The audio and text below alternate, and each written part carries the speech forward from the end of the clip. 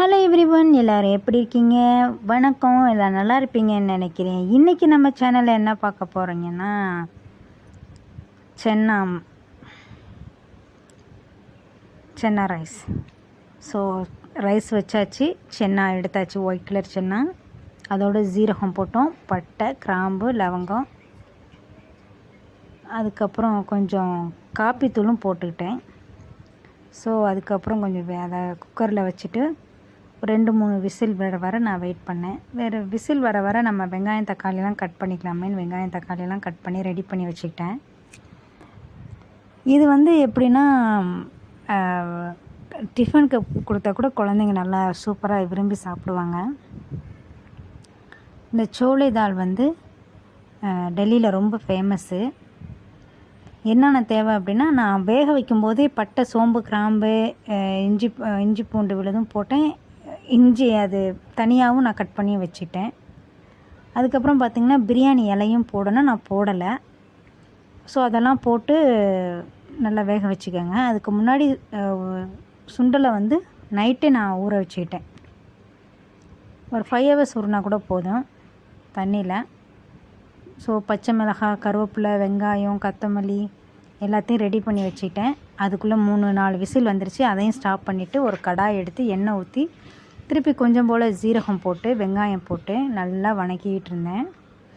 இந்த வெங்காயம் தக்காளி வணக்கிறது மட்டும் இல்லாமல் கொஞ்சம் அரைச்சும் வச்சுக்கணும். வெங்காயம், தக்காளி, பச்சை மிளகாய், முடிஞ்ச இஞ்சி பூண்டு விழுது கூட அரைச்சே வச்சுக்கலாம். கட் பண்ணியும் போடலாம். இது மாதிரி போடுறேன் பார்த்திங்களா, இது மாதிரி சின்ன சின்னதாக கட் பண்ணியும் போடலாம். இல்லை அப்படி இல்லை அப்படின்னா உங்களால் உங்களுக்கு பிடிக்கலன்னா பேஸ்ட்டு இப்போ அரைக்கிறோம்ல வெங்காயம் தக்காளி, அதோடு சேர்த்து பேஸ்ட்டு மாதிரி அரைச்சும் வச்சுக்கலாம். உங்களோட இஷ்டம் தான். அதுக்கப்புறம் நல்லா வணக்கணும். வெங்காயத்தை எப்போதும் போல் தான் வணக்கி சாப்பிட வேண்டியதான். நல்லா ஃப்ரை ஆனதுக்கப்புறம் தக்காளியை போடணும். தக்காளி வணங்கினதுக்கப்புறம் நான் சொன்னேன் வெங்காயம் தக்காளி அரைச்சி எடுத்துக்கலாம். அதுதான் இது.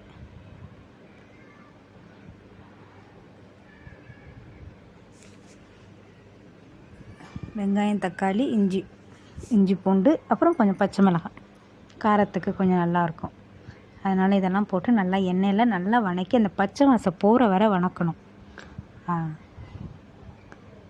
பச்சை வாசம் போனதுக்கப்புறமா கொஞ்சம் எல்லாம் எப்போதும் போல் மஞ்சத்தூள், மிளகாத்தூள், கரம் மசாலா, கொஞ்சம் மஞ்சத்தூள், மிளகாத்தூள், மல்லித்தூள், கரம் மசாலா 4ஐயும் போட்டு நல்லா மிக்ஸ் பண்ணணும். எண்ணெயிலேயே நல்லா வதக்கணும்.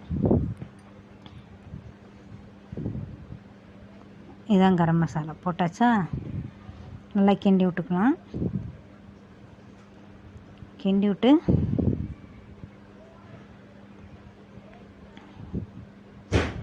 அதுக்கப்புறம் லைட்டாக கொஞ்சம் உப்பு போட்டுக்கோங்க. அது நம்ம வேக வச்சோம்ல அந்த சென்னா ரெடி ஆகிடுச்சு பார்த்திங்களா. அந்த தண்ணியை கீழே ஊற்றக்கூடாது. அதில் நம்ம காப்பி பொடி, பட்டை, சோம்பு, கிராம்புலாம் போட்டிருக்கோம்ல, அதனால் அது கீழே ஊற்ற வேணாம், தேவையில்லை. அதோடய எடுத்து மிக்ஸ் பண்ணிக்கலாம். நல்லா மிக்ஸ் பண்ணணும்.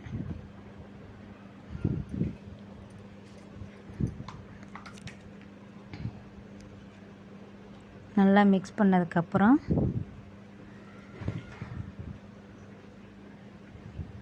மூடி வச்சிடணும்.